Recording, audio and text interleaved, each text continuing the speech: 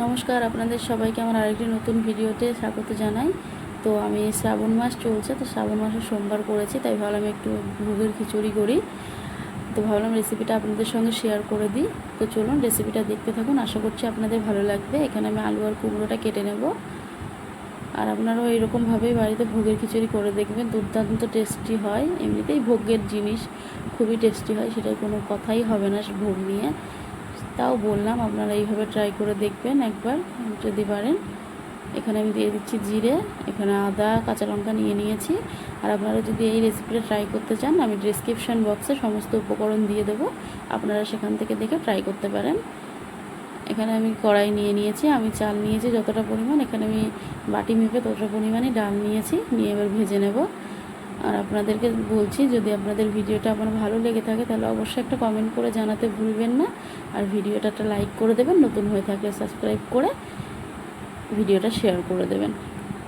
এখানে আমি সর্ষের তেল ব্যবহার করছি, ভোগের খিচুড়ি সর্ষের তেলেই ভালো লাগে।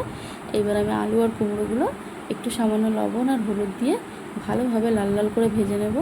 আপনারা চাইলে এখানে কোনো সবজি ব্যবহার নাও করতে পারেন, আমার খিচুড়িতে সবজিটা খুব ভালো লাগে, তো সেই জন্য আমি এখানে এই সবজি দুটোই আমার কাছে অ্যাভেলেবেল ছিল, তো আমি এই আলু আর কুমড়োটাই ব্যবহার করেছি। আপনারা চাইলে আরও নানান ধরনের সবজি ভেজে তুলে রাখতে পারেন আগের থেকে, সেইভাবে আপনারা আপনাদের মনের ইচ্ছা মতন যে সবজি ভালো লাগে সেটা ব্যবহার করতে পারেন। এখানে দেখতেই পাচ্ছেন আমি লবণ হলুদটা দিয়ে দিয়েছি, সামান্য পরিমাণে দিয়েছি, লাল লাল করে ভেজে নিলাম। আর আমি খিচুড়িটা এক ফোড়নেই বসাবো, দু ফোড়ন দেবো না, তো সেই জন্য আমি তেলের উপরে সমস্ত ফোড়ন দিয়ে দেবো। এখানে আমার আর কোনো তেল দিতে লাগবে না, যে পরিমাণ তেল আছে তাতেই হয়ে যাবে। তো আমি প্রথমেই দিয়ে দেবো থেতো করে রাখা গরম মশলা। গরম মশলাটা থেতো করে দিলে ফ্লেভারটা খুবই সুন্দর আসে এই খিচুড়িতে।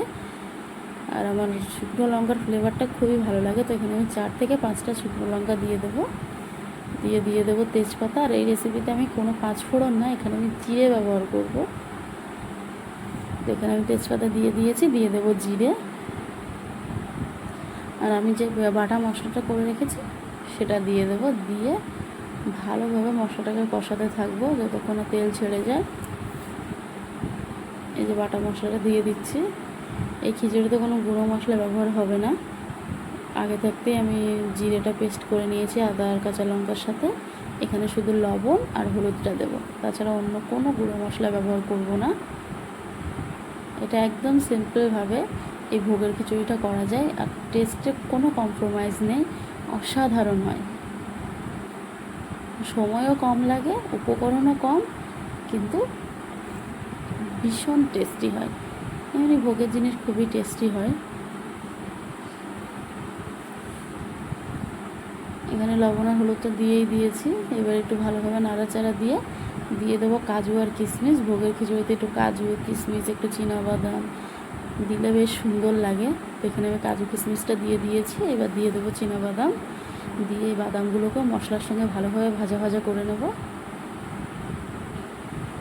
দিয়ে আমি ডাল আর চালটা ভালোভাবে একসঙ্গে ধুয়ে রেখেছিলাম সেটাকেই দিয়ে দিলাম, দিয়ে আমি মশলার সঙ্গে ভালোভাবে ভেজে নেব। কিছুক্ষণ ভেজে আমি সবজিটা অ্যাড করে দিয়েছি, দিয়ে আরও কিছুক্ষণ ভেজে নিয়েছি 5 থেকে 7 মিনিট। এবার আমি পাশের চুলোয় গরম জল বসিয়ে দিয়েছিলাম পরিমাণ মতন। এবার গরম জল দিয়ে দেবো, দিয়ে ভালোভাবে ফুটিয়ে নেব। দেখতেই পাচ্ছেন আমার খিচুড়িটা প্রায় হয়ে এসেছে। এবার আমি এখানে পরিমাণ মতন চিনি দিয়ে দেবো। ভোগের খিচুড়িটা একটু মিষ্টি মিষ্টিই ভালো লাগে, তো সেই জন্য আমি এখানে অনেকটা পরিমাণে চিনি দিচ্ছি। একটু মিষ্টি মিষ্টি হবে, তো খেতে ভালো লাগবে। দিয়ে দেবো এখানে গরম মশলার গুঁড়ো,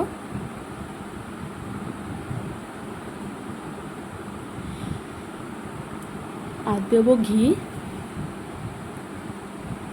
আপনাদের যদি এই রেসিপিটা ভালো লেগে থাকে তাহলে অবশ্যই আমার চ্যানেলটিকে সাবস্ক্রাইব করবেন নতুন হয়ে থাকলে। আর ভিডিওটি কেমন লাগলো কমেন্টে জানাতে ভুলবেন না।